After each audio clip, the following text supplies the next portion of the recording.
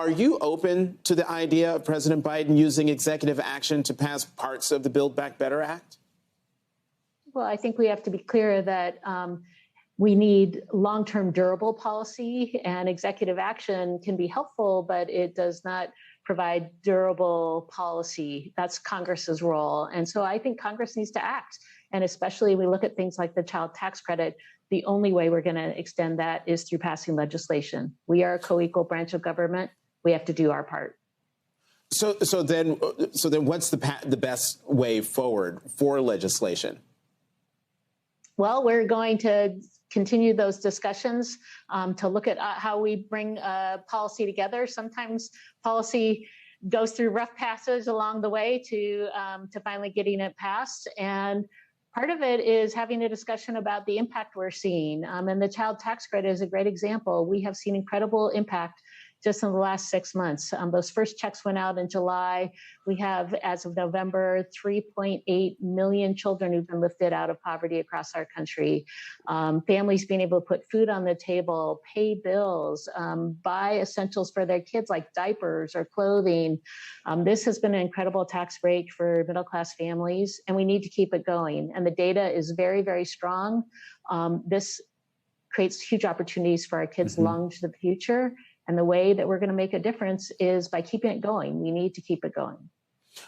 So, Congresswoman Del Bene, as the chair of the moderate New Democrat coalition, I'm wondering, have you spoken to Senator Manchin about a possible way forward?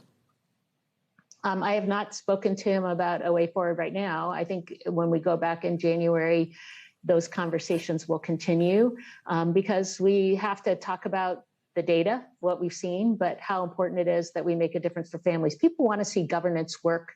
They want to see us get things done. As the chair of the New Dems, most of us represent purple districts across the country, and folks on both sides of the aisle want to see governance work. That's the opportunity we have between the House and the Senate to show them. We made that happen with the infrastructure bill.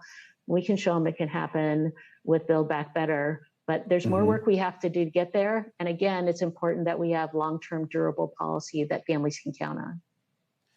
How imperative, leave aside what could possibly be in the final Build Back Better Act, but how imperative is it that a Build Back Better Act gets passed out of the Senate, passed out of the House again, and on the president's desk for his signature so that you and your colleagues can go out and campaign on it? If that doesn't happen, would that be a disaster for Democrats going into 2022?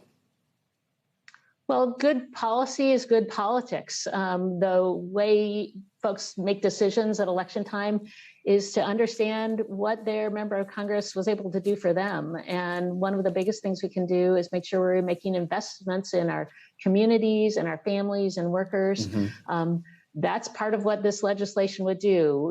We did it with the infrastructure bill. We need to do it with Build Back Better as well.